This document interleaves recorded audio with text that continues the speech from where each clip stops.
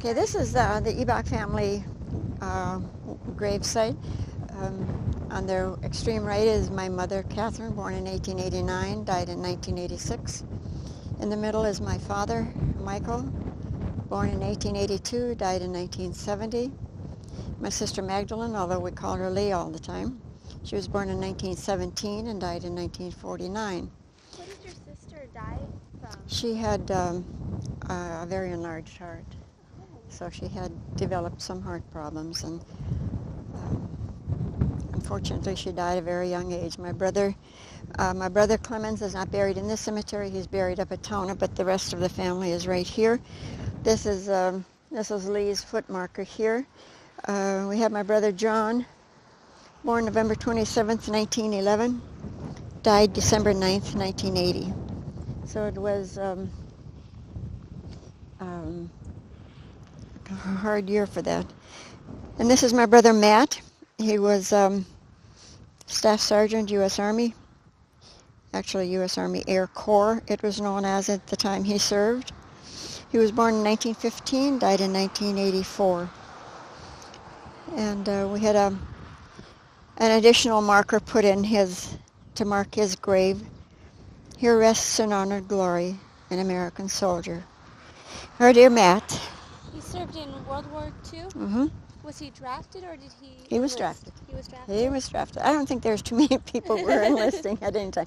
And then right back here is my brother-in-law, John Schmidt.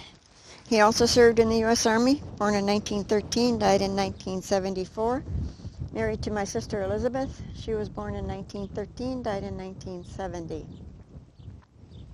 So, that takes care of these part. Did Matt or John ever talk about what the war was like for them? I never discussed it with John at all, with my brother Matt. Very little. He didn't want to talk about it for some reason. I don't know. I know he got hurt and he wound up in the hospital there, but he never did tell us about the wounds he got and how he got them, and we weren't supposed to know about it, I guess. I think that's not unusual for some of the military, that during their wartime experiences, they don't want to talk about it.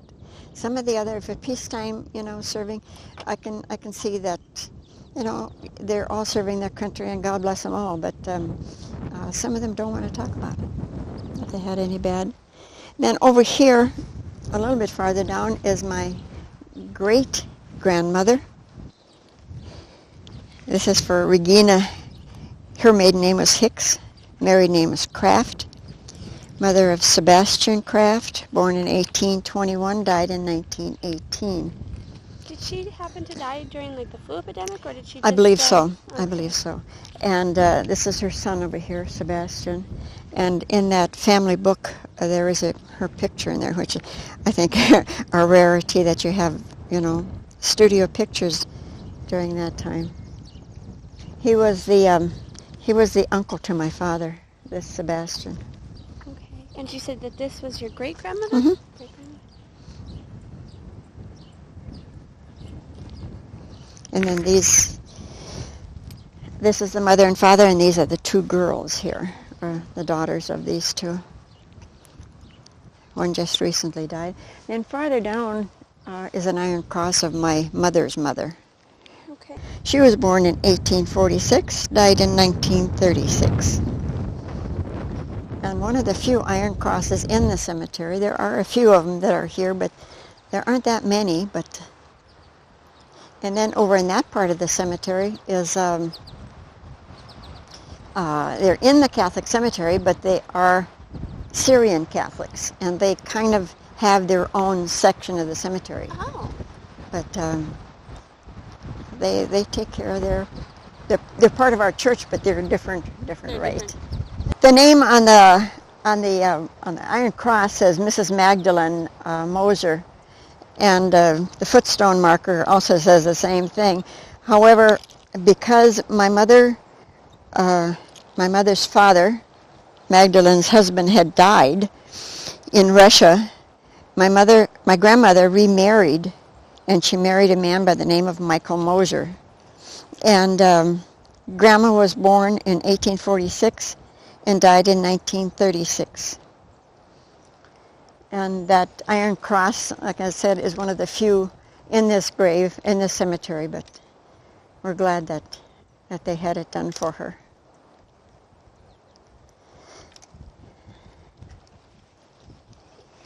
Well, those are all the family members that we have here. Okay. Can we walk up to the, not Catholic, so I don't know what it's called. Okay. But the where the saints and Mary and Jesus. Oh, up there? Yeah.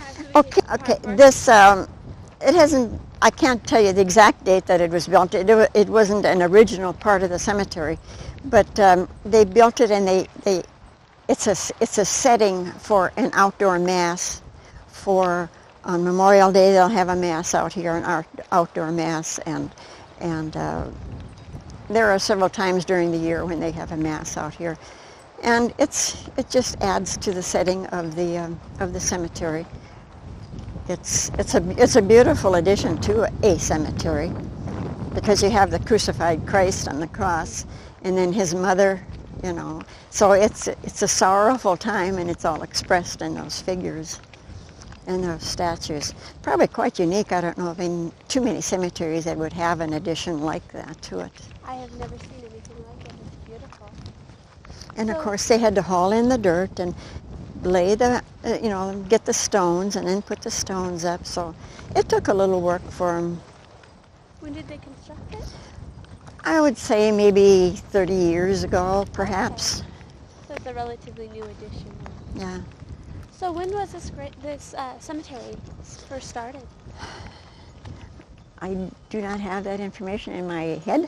Okay. But in that cemetery book? It's in that cemetery book. It's in the cemetery book. I have the information, but then I don't retain it all. There's too many things to retain in that. Well, and dates are the hardest thing to hold on to. So. Especially for me, knowing that I'm going to have it on black and white, then I don't have to remember it. But that's not really true, because you should remember it, but because I know I've got it all in writing, you know. If you want to know, go look it up in the book. So this is the Catholic cemetery. Yes. And is Rugby mostly Catholic, or is it a mixed community? It's definitely a mixed community. Possibly majority are Catholic, but the other religions are all represented. Everybody gets along. They go their way, we go our way, and I've seen a lot of or talking even with Nick yesterday, a lot of the smaller Catholic churches are closing down. Is Rugby's church still going strong? Definitely. Ours definitely will be here.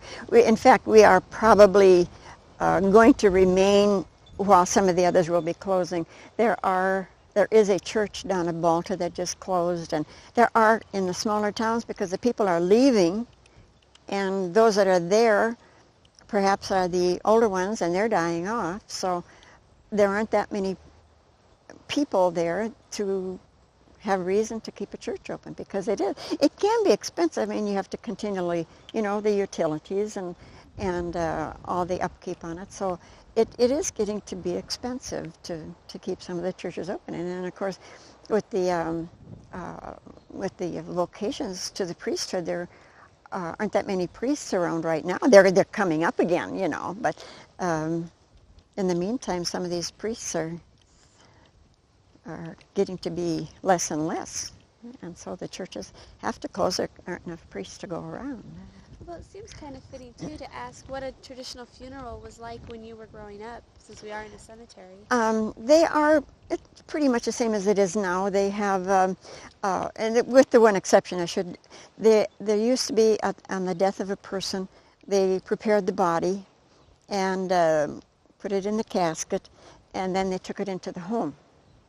I know there were, like when my brother Clemens died up at Toner, they had him in a home there, and then the people came to the home rather than to the funeral home, and there were people coming and going all day, and but the casket was there in the house. Sometimes they would have the casket in the church, and the church, would be a place they would keep it. But then I think as times progressed and it was more convenient for people to meet in a funeral home, it seems that that's where they started going to then.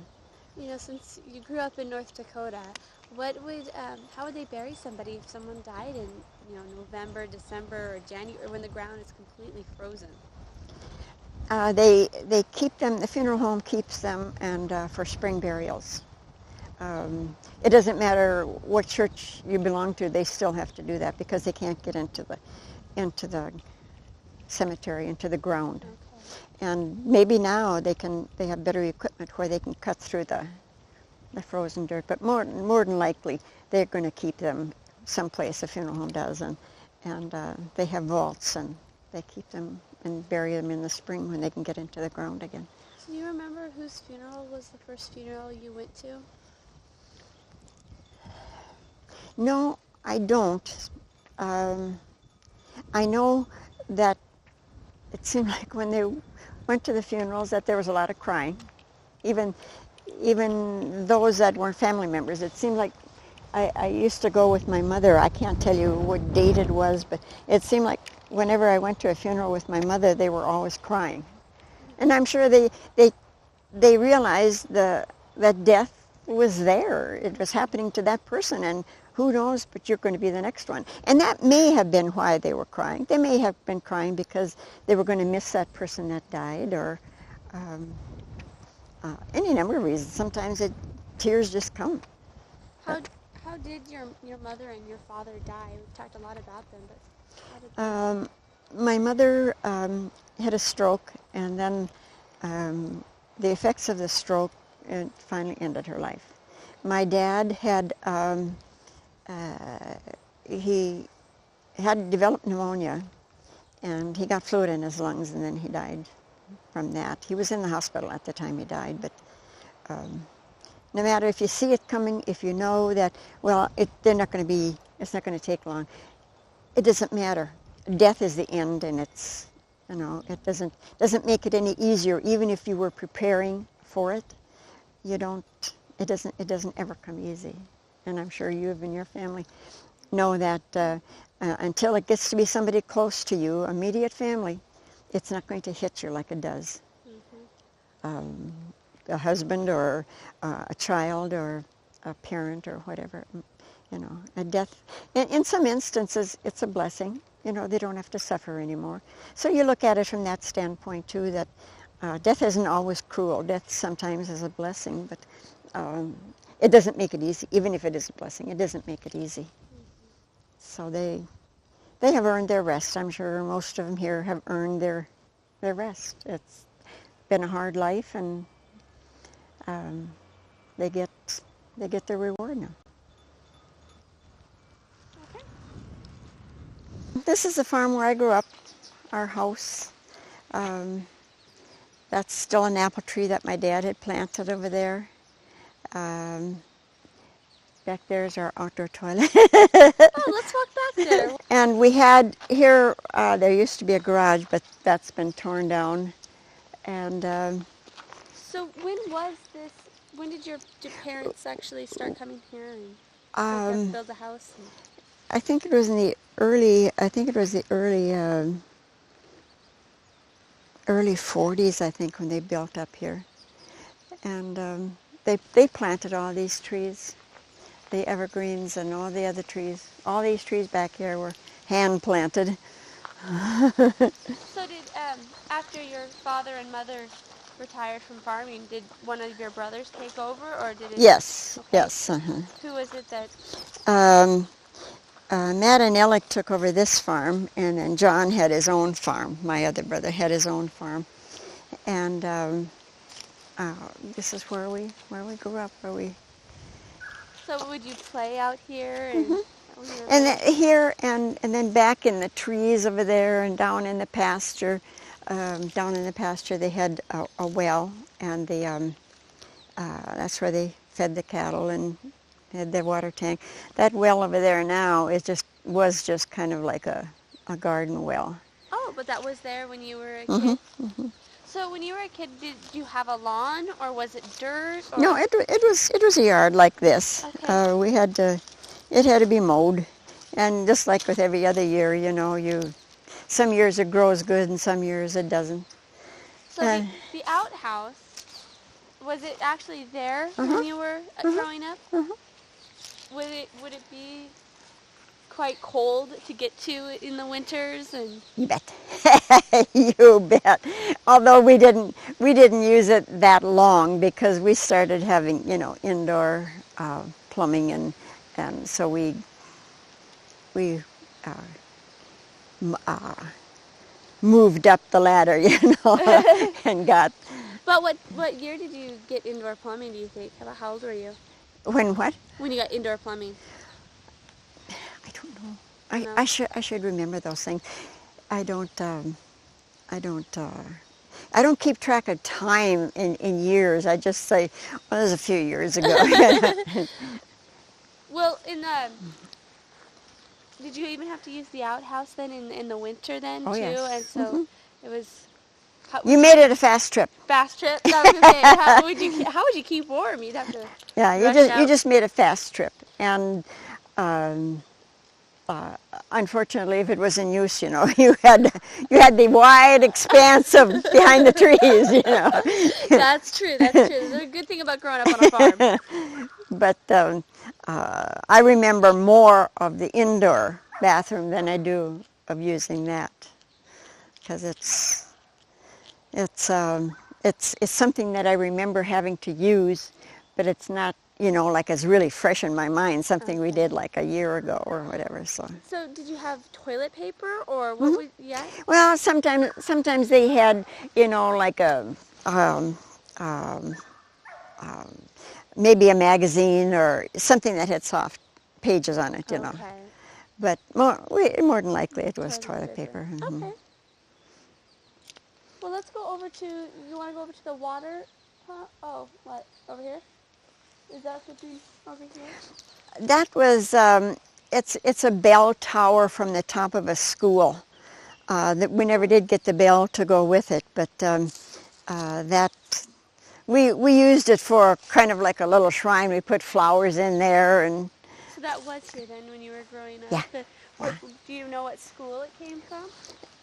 it came from a country school, something like the one that I had gone to, but see, they all had these bell towers. Yeah, on the schools. Yeah, but the bell didn't go with it. Pictures of the outhouse.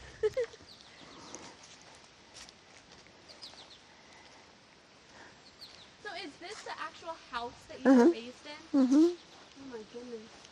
Do you know, did your dad and mom build this house? Yeah, I see our foundation here is really going to, our porch has really gone to pot. Oh my. So, do you know what year that your dad and mom built the house? Like I said, I think it was in the early 40s. Early 40s when they first came out here.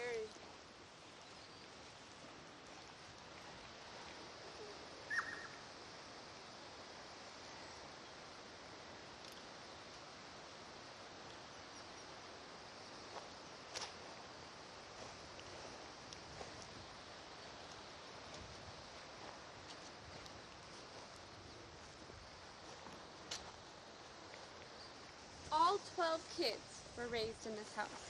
No, we lived on another farm, prior to this one. Okay. And that's where, and then actually we lived down at Balta, which is where some of the older ones were born and raised down there. So we didn't all live here in this house, because we were born at a later time. Do you know about, were you alive when your parents moved out here already? Or were you born? Oh, yeah. Okay. Yeah. Okay. So where would your mom have her garden? We had right over there he tore our barn down that we had here, and it was over there where he built the barn is where in fact he has part of a garden there yet. Okay. And then the machine shed, and then there was a milk house there, and that's where we converted that to a dollhouse after it wasn't a milk house anymore. Dollhouse? Yeah. I called it a dollhouse. We fixed it up and made it like a summer kitchen, you know. But then after that, then we put souvenirs and stuff in there. So what's this Cups. white building over here was that here when you were growing up? Yeah, it was like a second garage for the tractor and stuff before they had the built the machine shed there. Okay. And there were other granaries sitting around.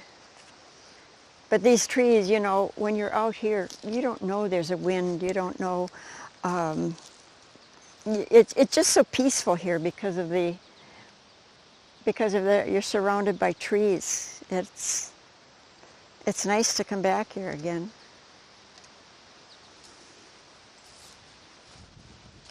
Even if it has changed. So how far from here was the church and the school that you went to? Well, the church is in town, Okay. and that's the one I've always gone to. The Okay. school was about a mile east of here. Okay. And then you would walk to school. Sometimes. And then in the bad weather, your dad gave you a ride. Yes. Uphill all the way.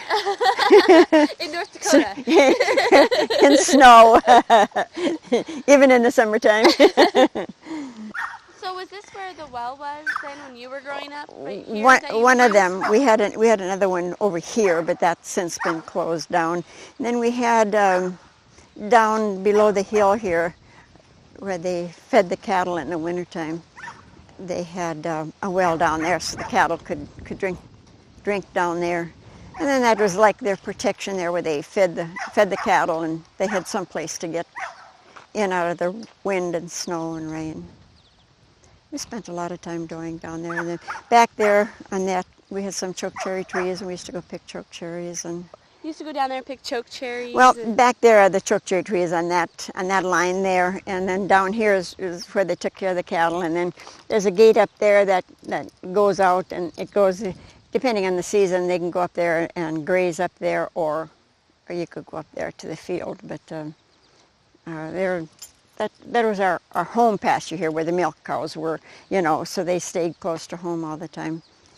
So where would you milk the cows? Where was the barn that you would pull in and milk, have to milk the cows in the morning? Well, I didn't do that out of necessity. I did it out of choice because my brothers always did that, and so they took care of the milking. We didn't have that many milk cows as such, because they were mostly, you know, regular cattle.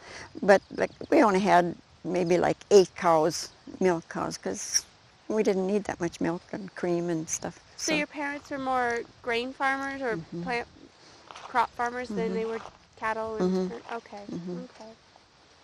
So, you said you would go get choke cherries and stuff. Would your mom make jams and can those?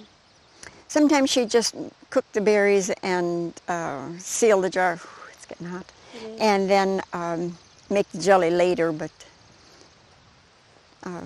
those are about the only. We had some crab apples here too, but I don't know if there's any more around.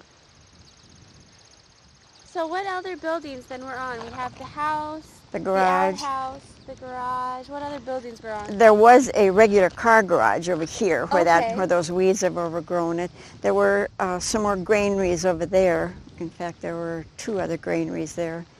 And then our barn was here, and he tore that down and built this big one. Other than that, that's about the only buildings we had. Did you have mowed this, like he has this area mowed here? I mean, was this kind of the same setup where you would have this mowed here? And We call that our teardrop, because you drive in here and drive out over there. It So looks like a teardrop, yeah. So we kept that mowed all the time as much as we could, and then from there they took care of it with the regular hay equipment, Okay. How many acres did your parents have? I think it was about 1,000, Okay.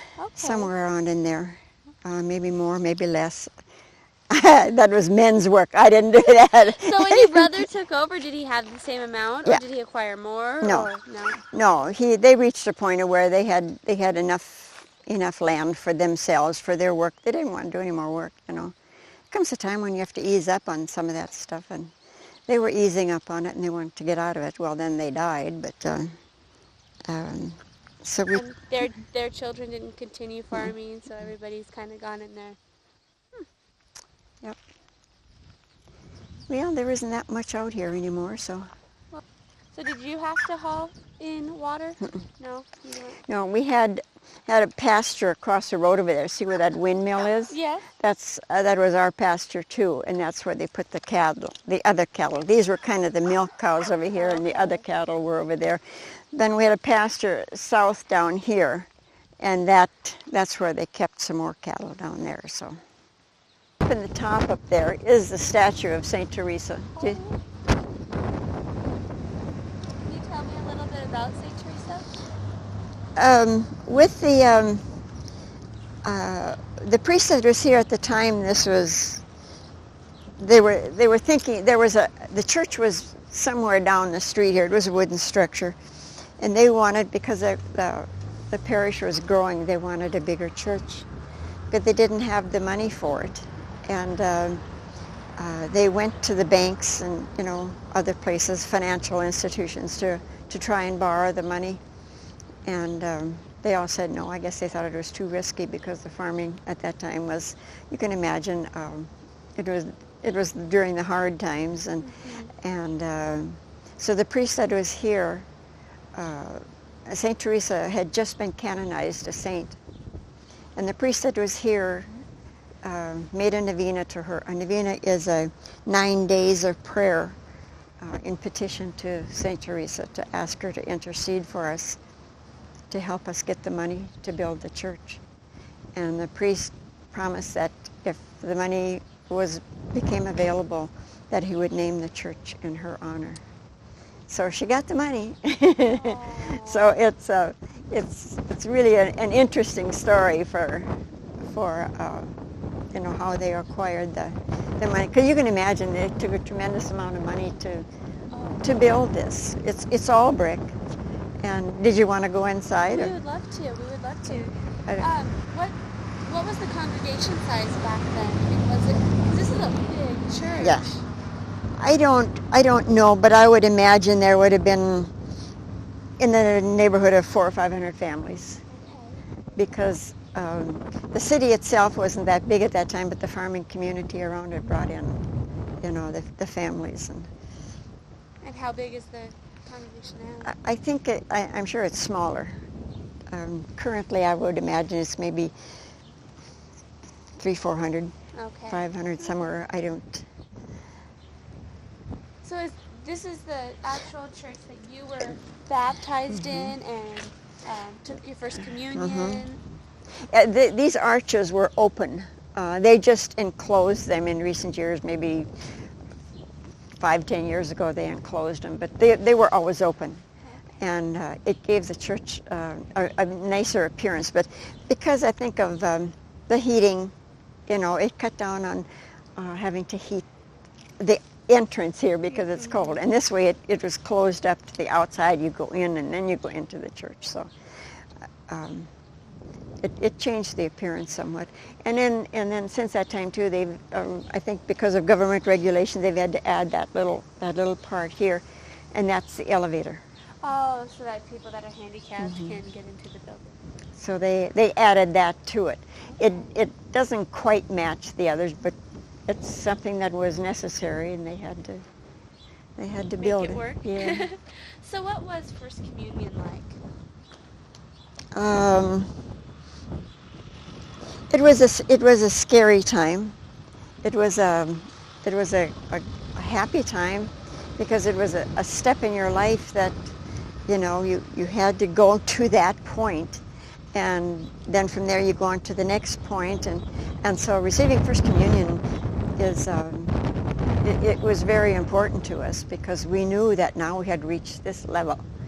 And it was a pretty time, because the girls were all dressed up in white dresses and veils, and the boys were dressed up in their probably suits or at least white shirts and ties. And it was a dress up. You were very dressed up for About how old were you when you take first communion? It varies between 6 and 7. Okay. Depends on when your birthday is, you know. Okay. And so everything was taking place here. With the exception of one funeral, the one funeral of my brother Clemens, he was buried out of town. But otherwise, all the funerals took place here, out of this church. So there were weddings here too. So. Okay, well, let's take a look and see what. This was the actual entrance. There was no carpeting here, and when they closed this up, it made it, as you can tell, it made it a little bit warmer. These are some of the priests here. A little bit of history of the.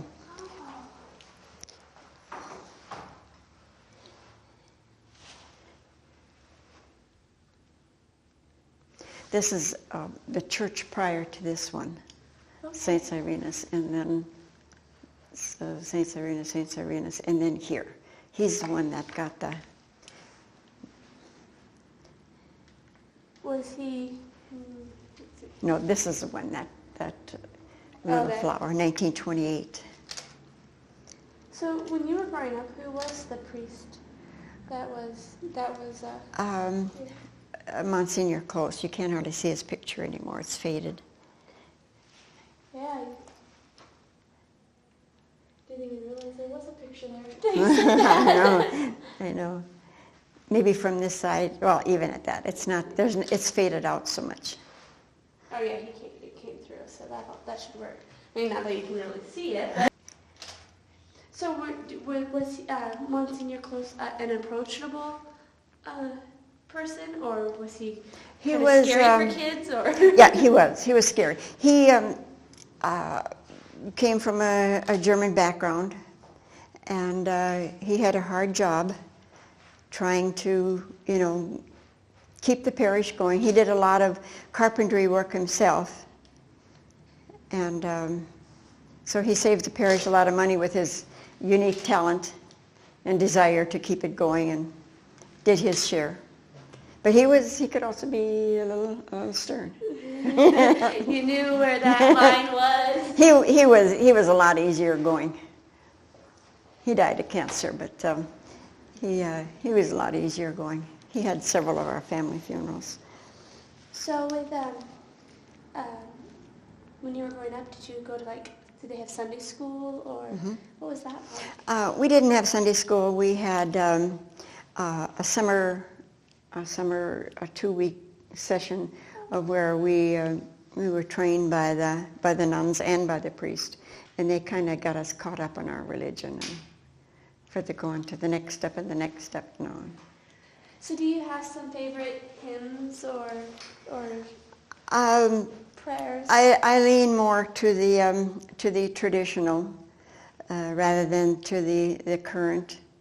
Okay. That was a greater part of my life, was the traditional church and the hymns and the prayers, and so I lean more towards that because that was more a part of my life. This current now it's changed, and it's something it's difficult to accept, and it's something you have to accept, but nevertheless it wasn't what I grew up with. So I'm sure the church that you go to has made some changes too. Oh yes, they change very with the times. They try to keep with the times. And we have stained glass windows, although they're not as elaborate as in some churches. We have them up there and down here.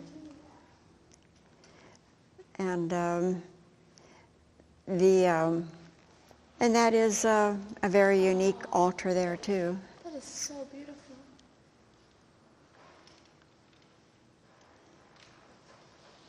And what were you saying about the altar? It's a unique altar. It has the 4 columns.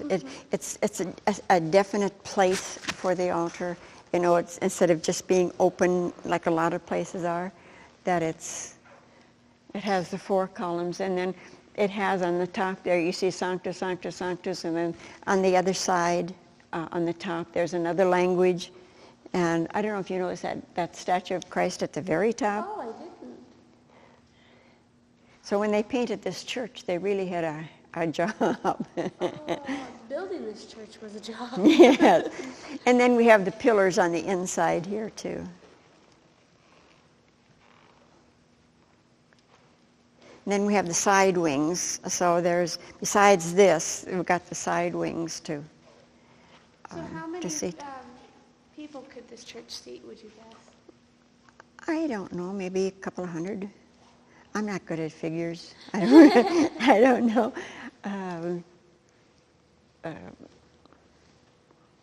Well, how would, when you were growing up, how would the church celebrate Christmas? Well, they had the whole altar had like evergreens on the back there, a big evergreen tree here, and we had a communion rail across here, and that's gone now, but we had a communion rail here, and then like right there is where they set up the crib, and it was a large crib, large statues, and it was nice, very nice. And then at Christmas time they turned the lights down except for the choir, and then the choir sang one song. They sang Silent Night in German. They always had to sing Silent Night in German. And it was a beautiful ceremony. I'm glad we still retained a large portion of the design of the church. That up in front there, I understand, was a choir loft at one time, but then I guess it was distracting, so they moved it to the back.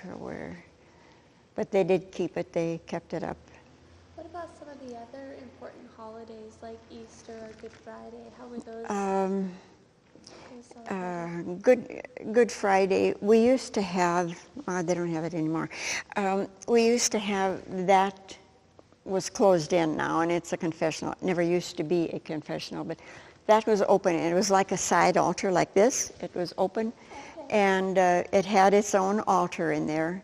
And then on Good Friday or Holy Thursday, they would bring out crucified Christ, the dead Christ, and then we would make visits to the tomb on Holy Thursday and Good Friday.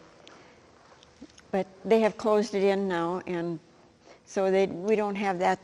These were confessionals here, and they moved them back there. They closed those up and made side altars now. And now these side altars are where they, like this is where they baptize the kids over there, and they got the candle there, the holy water, and then over there is where they keep, where they have the body of Christ, the crucified Christ, on Good Friday. See, it used to be over there, now they moved it over here. So it's there were a few minor changes, but not anything great, because this altar is really the focal point of the whole church because of its uniqueness. I think it's very unique. I love it. And if you come to the side here, you'll see what was Sanctus Sanctus now becomes this. And I believe that's in Greek. Yeah, it looks like Greek writing. And then on the other side, it's in another nationality too. Oh, that's just beautiful. So was this, when it was first built, this was... Yeah. Okay. So That remains the same.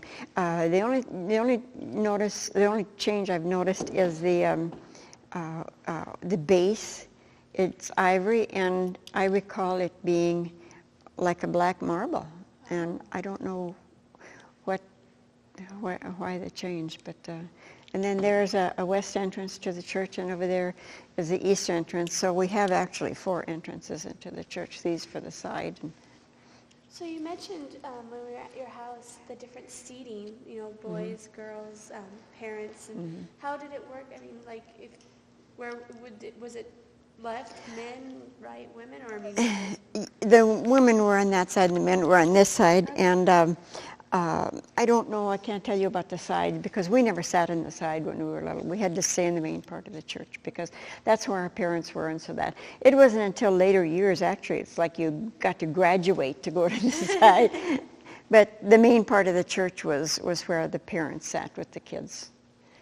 So did you ever sing in the church choir? I have been up there. There were several times when I sang, believe it or not. And I did get up there, and they have gone up there to take like for wedding pictures. They've gone up there to get a better view of it. But I don't know if that door is open now. Otherwise, I'd take you up there. But this is just beautiful. I'm proud of it. I like it. It's my church. Well, it's been your dad helped build it, so it's your family history. It's right here. It's beautiful. And I don't know, call your attention to, you see these bricks up here, these tan ones, like over there? They're all crosses. And so you think the number of crosses there are built into this church, That's just amazing. Do you see what she's talking about? Look up top, where there would be... The tan bricks, they're like it's like a cross. They're on every pillar.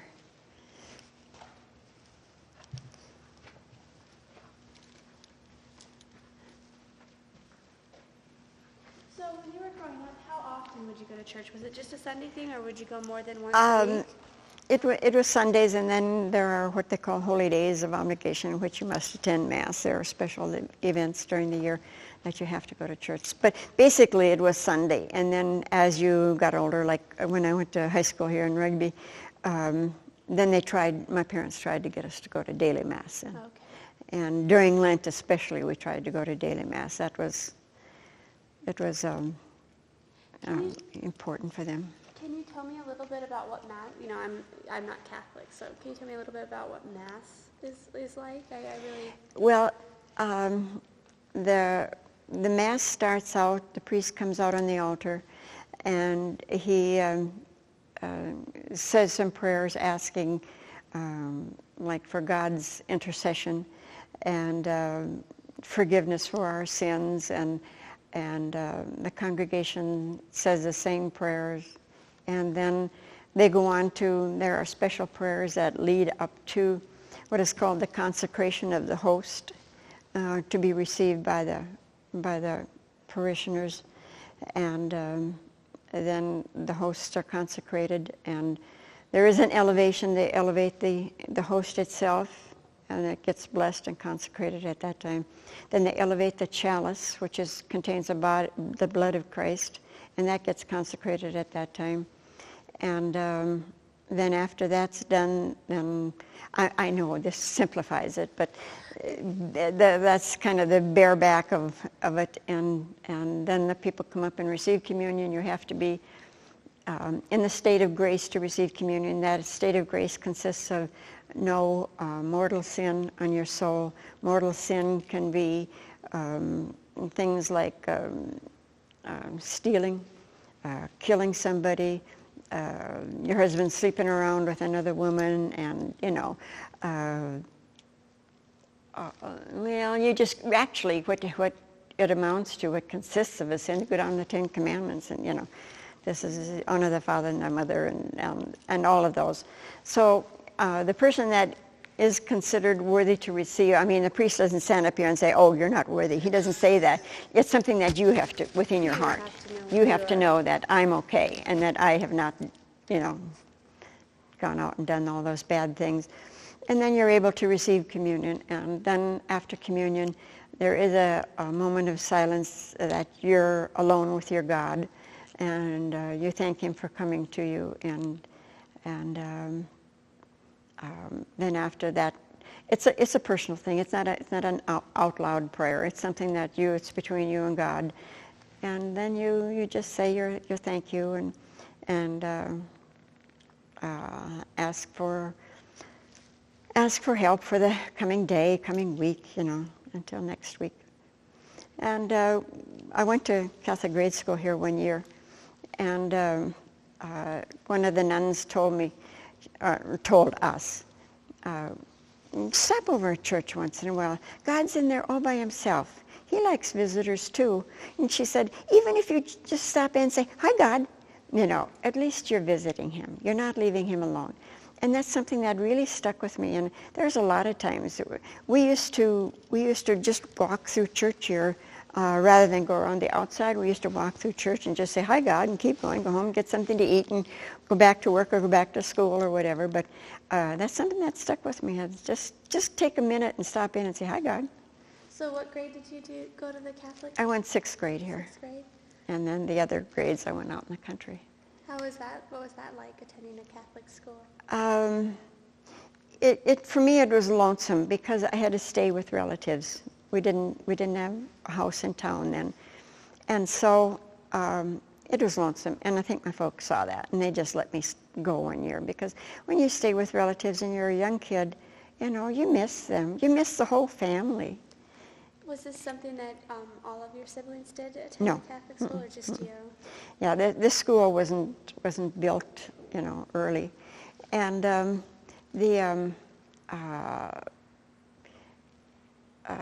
I have a sister that graduated from there. By that time, we had moved to town, and she got to go here. But